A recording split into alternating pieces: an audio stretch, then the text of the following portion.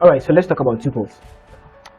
For tuples, unlike lists, tuples are ordered. Okay, tuples are ordered. They are arranged in a certain order, and they are unchangeable. Okay, like you cannot change them. You cannot edit as in replace a value.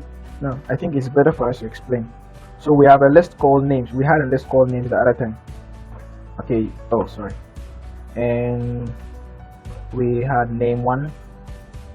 I think it's better to just give them real names, right? Justin, Jane. All right, so that's fine. Now this is a list. Okay, don't get confused. I like to think about tuples as as twins to list. Okay, so I'm just going to call this one name instead of names. Okay, name. And tuples are created using the brackets. Okay, they are created using the brackets, normal brackets or round brackets, however you want to call it. And tuples, I'm just going to I want to copy the same thing and put them here. I think it's a good thing copy and paste X's, right? It's really helpful. All right, so now we have names, which is a list, and we have a tuple called name. All right, the difference is that you can always they function similarly. Okay, you can access tuples. Okay, let's say print. I want to be doing it here. You can access tuples. So let's say print name brackets -1. So print name brackets -1. It will give you Jane Doe. Okay, it functions just like tuples. You can say -3. Oh, do we have -3? No. You can say -2 to -1. All right, and it's going to give you values. Okay, just -2.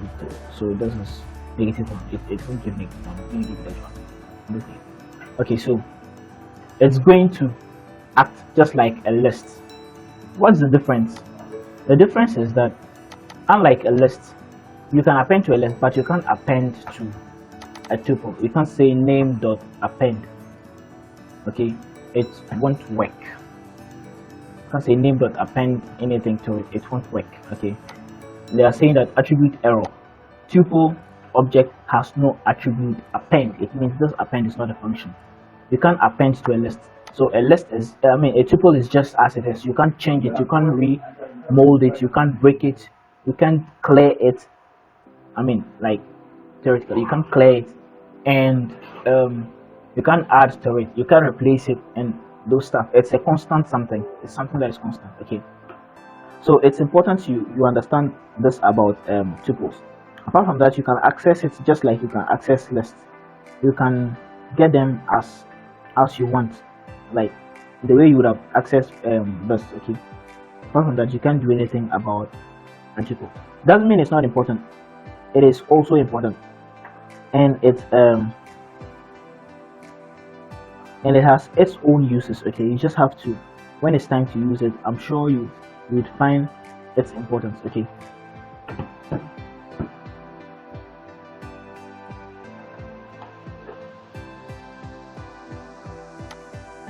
All right, so while this time I'll use it to explain sets to you. Okay, I like to copy and keep this in my clipboard because I'll be using it very soon. Okay, so I would like to explain sets to you. Remember, we have lists, we have tuples,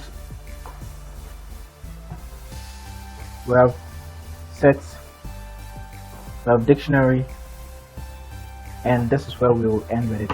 So now, to explain sets to you, sets is like it's like the way it behaves like a list and a tuple, except that it is having its own characteristics. So I'm going to create a set called set1 here, and I'm going to, a set is created by using the curly brackets. Okay, by using the curly brackets, and then I'm going to paste my values in here. Now a set is an ordered, and it is also an indexed. What it means is Python doesn't start counting 0, 1, 2, 3. No, it doesn't count at all. You cannot change like an element in a set. You can't change it by coding it out and changing it, unlike in a list where you have done this one dot insert or remove or all those ones. The problem about a set is that you cannot change. For instance, you can change Kojo into Jane Doe. Do you understand? You can append to the list already. You can append to the list. And the other problem with this one is because it is an index, you can't really access its element. For instance, in a list, we would have done something like this.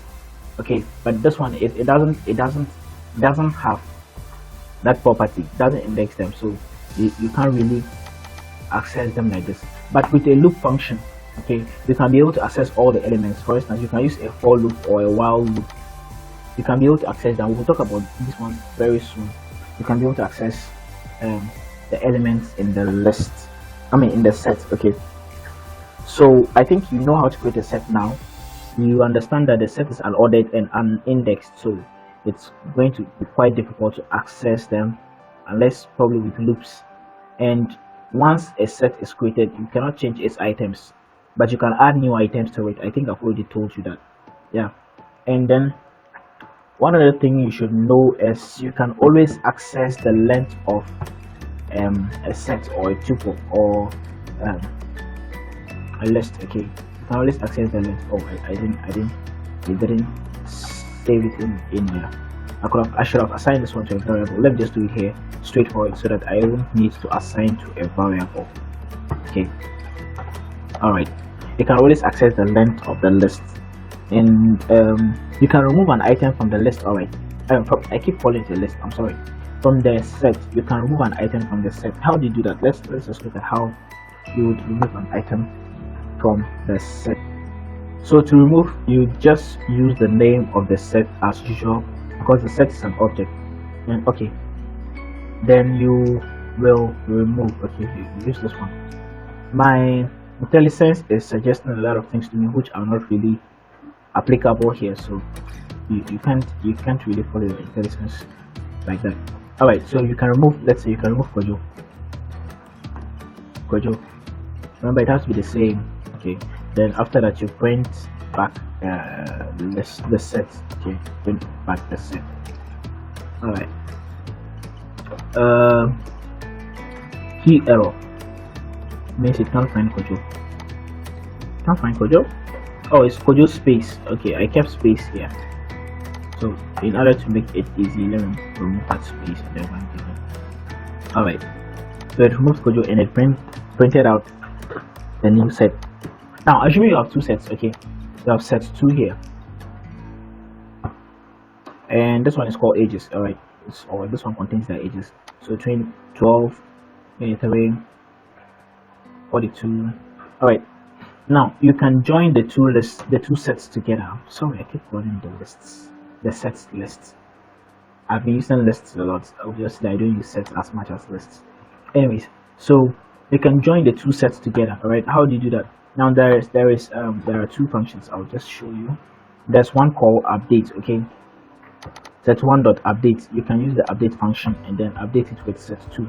Okay, and then after that you ask it to print set1 to give you everything about set1 and then set2.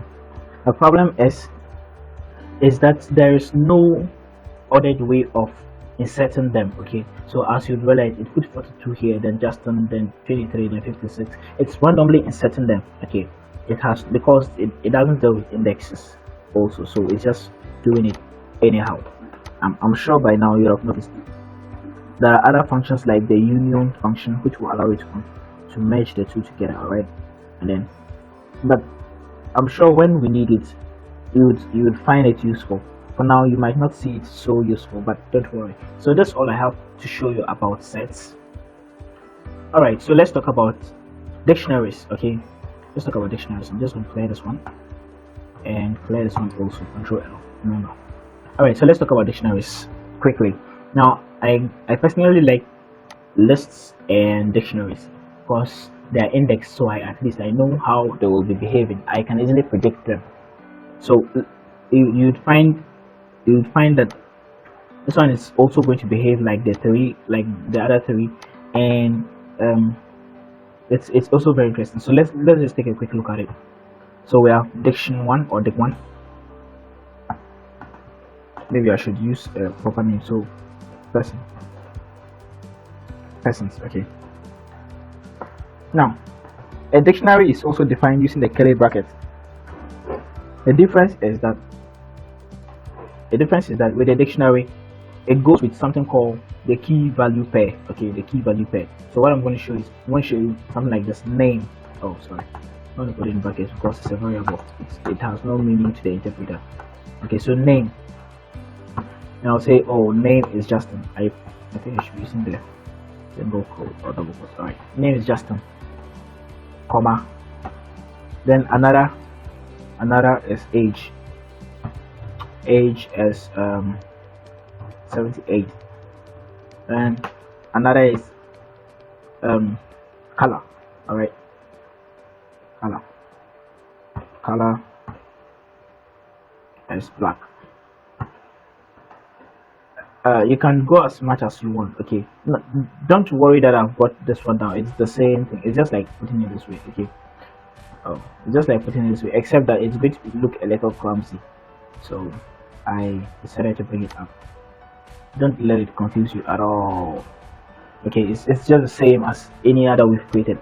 So now, the interesting thing about dictionaries is they are indexed. Okay, and so it means you can easily access them. So in order to access dictionaries, how do you use the square brackets? That's what we'll be using to access. Okay, so okay, let's ask you to print out this value. I think by now you're finding the use for the print. Oops. Oh, it's not a list. Print out something called name. Okay, print out the value for the key called name. So now is the key you're going to use to access the value. Okay, so this is just a value, but this is the key. If you want name, if you want Justin, you need to access the name.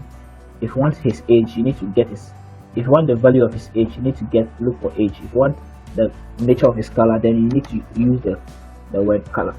All right, so let's just change this one to color also, and see. This is black. I think by now you get it right. Yeah, so that's basically how it behaves. I prefer to leave it this way, so that I can be observing it. All right, so now what if you want to add? Okay, if you want to add a new value to it, let's say the person has an accent, or maybe the person has an accent and you want to add it to it. So what you're going to do is you're going to say persons square brackets accent. Okay, and you're going to say it's equals to, what accent do I have? Is it British? Okay, let me use American. All right, now this accent is not really part of them, but what you're telling it is that it should create this new key and assign this one to it. Okay, so it's going to say, okay, it checks through, and if it were there, it would have said, for instance, if you had used color, it would have replaced this black with American. But if you use a key that is not existing, it will create that key and assign the value to it. Okay, so let's just print persons quickly. Let's print persons. So print persons, and then let's see it has added an accent. Okay, American. It makes sense, right? Yeah, so it's interesting how they behave now. So that means if you want to change his age, or if you want to change the accent to British, all you have to do, or let's say if you want to change his age, you realize that, oh, he's younger than it seems. All you have to say is persons, then you give the name of the key. Okay, age, person's age is what? It's not 78 now, it's let's say 36. Okay, it's 36. All right, and now you can print back out your age. I'm just going to do it here. Oh, you don't need to use print when you're working in the console. All right, so it gives you the age plus the updated age. I think it makes sense, right? Yeah, and you can also, let's say, remove. For instance, you want to remove this whole age, you can just say persons dot pop. Okay, now if you say persons dot pop without giving it an index, it's going to remove the last element. Okay, if you want to give, yeah, so let's see. one argument. Okay, let me see something. Okay, so it appears I used the wrong function. Let's pop item. Okay, so pop item will remove the last element in your in your person's dictionary. Okay, it's going to remove the last element. Now you can also use the delete. Okay, there's a function called delete. So persons dot delete, then you say okay, delete his name. All right, delete the name, then you print what did I use? Persons dot delete